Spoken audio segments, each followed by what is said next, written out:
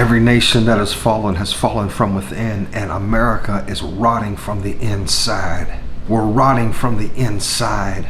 Before you think it can't happen to us, look back and look at how that God's people was in slavery for 400 years. Look back at all the martyrs of Jesus Christ that died, including the 12 apostles. Look back and read about the persecuted church. Look at the drug addicts right now that are scattered throughout the streets of America. God has allowed the drugs to come into this country. He's allowed it to happen. So if you're simple-minded enough to think that, oh God, Jesus would never allow this to happen, you're silly. You're a silly person. It's already happening. And God is allowing it to happen. Judgment may be coming to us. And right at the door, you may wake up tomorrow morning and all your money is gone and another country's taking over, and you may be laughing and think it's just a far-fetched idea. But it's actually not. Abortion in this country right here is such a black stain. The millions and millions and millions and millions of babies that have been killed and ripped and sucked from mothers' wombs that should have been the safest place. God has seen every one of those happen. God has seen every one of those happen.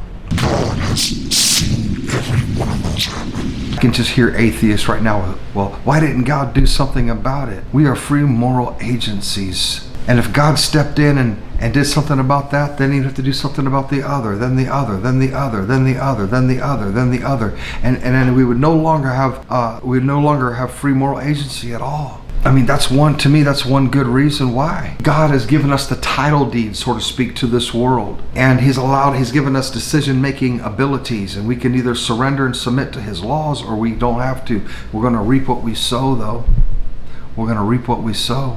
How do you know that God is not, even right now as I'm speaking, plotting against this country? How do you know that? This country's wicked. This country is wicked to the core. Politics is corrupt. The justice system is corrupt. Worship and religion in this country is corrupt right to the core, rotten right down to the core. Just like at Habakkuk's day. Over in Jeremiah 32, 26 through 35, there's a place where it talks about the Chaldeans. And it says, Then came the word of the Lord unto Jeremiah, saying, Behold, I am the Lord, the God of all flesh. Is there anything too hard for me? Therefore, thus saith the Lord, Behold, I will give this city into the hand of the Chaldeans. This is another place, another time.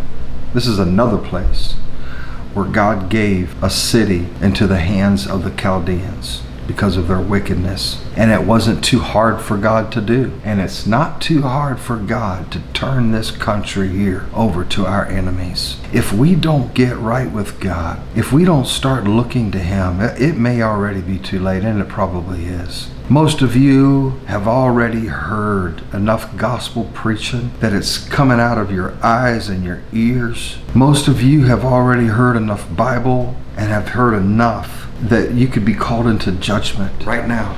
It's probably already too late. Our country, I believe, is in big trouble. I believe it's in big trouble. When God releases the evening wolves,